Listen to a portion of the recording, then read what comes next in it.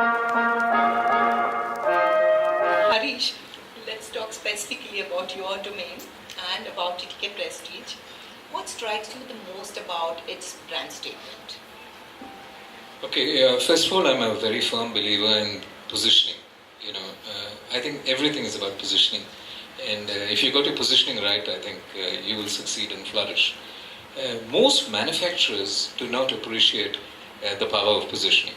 Because positioning, it's an old concept. I mean, it's Al Rees, Jack Trout, 30 years ago. But 30 years is a long period of time. But over the 30 years, people don't believe in positioning as they must, and they should. But somehow, at a point of time, Prestige bought into the positioning story. And Bunty is here, Sadhika is not here, is she? There's a basic line, which is, Jo बीवी से करे प्यार, Prestige से कैसे करे इनकार. My Hindi is lousy, so forgive me. I think that's a brilliant line. And, I have respected that line from the outside for a long period of time. And I think Prestige cannot leave that line even today. Okay, from that time to today, Prestige tried to abandon it, much to their whatever. Okay, if you really look at it, there are some lines you can't abandon, and that's positioning. See, for instance, there's another Bengaluru company, which is Coffee Day Enterprises. Coffee Day started with a line saying a lot can happen over coffee. Believe it or not, that's its positioning, full stop. Coffee Day also tried to abandon the line maybe 8 years ago, couldn't, and back to it. Because, the power of these lines, used in a different manner, of course, like it's being used today by Prestige. I think, as a firm believer in positioning, brand positioning, I think Prestige has got that right. So, I think positioning is something Prestige discovered, stuck to it. It's very difficult for manufacturer, and forgive me sir for saying that, but for a manufacturer to buy into advertising, because advertising is the famous Gilbism of saying 50% of advertising works. I don't know which 50% works, that kind of thing. But manufacturers take it so seriously to say only 50% works. I don't want to put my money out there. But I think the TTK group actually put in their monies at the right point of time. And I think a crisis, they had to go through a crisis to actually rediscover the power of advertising. And the crisis, all of us know what it was. But the gasket release system could have been touted as, I don't know if any of you remember a piece of advertising which was PSPO. It was Orient fans had PSPO, and people were shouting from the rooftop PSPO, or Puff, which is Puff. ये refrigerator में puff है, polyurethane foam, etc. It could have been done in that manner, gasket release system, whatever you want to say, and I don't want to say gasket in that manner.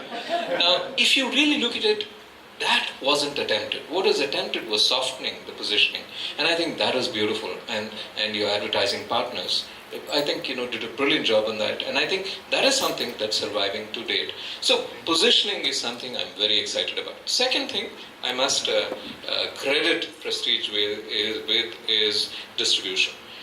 I travel a fair bit. I do a fair bit of work in rural markets, and I'm not hoity-toity. I actually dirty my shoes. I'm in the market, and so guys like Chandru need to take a bow, Mr. Ravi Chandran, etc., the entire team, because I think distribution is something which is fantastic. And I frankly believe that you're distributing in more than 65,000 outlets that you are saying. I think there's indirect distribution as well, which is significant. Distribution is a cutting edge for me. I'm a firm believer in positioning, but that's hoity-toity in the mind stuff. But if you don't have distribution, you lose out on that. When I go into the markets and rural markets all over India, I'm not talking South India, there are two brands I discover in the remotest corners of towns. The other one is also a Bengaluru brand, which is Jockey. To that extent, I see Jockey in every corner, and I see Prestige in every corner, and that's good. That's very good. So I think two things seem to have worked beautifully for the brand, and I think that's testimony of the turnovers that have been recorded to date. Absolutely. And there's some more interesting stuff about the advertising in the book. So all of you who have bought the books, you will discover the naughty ads that they also put up. Bunty has gone into great detail about it.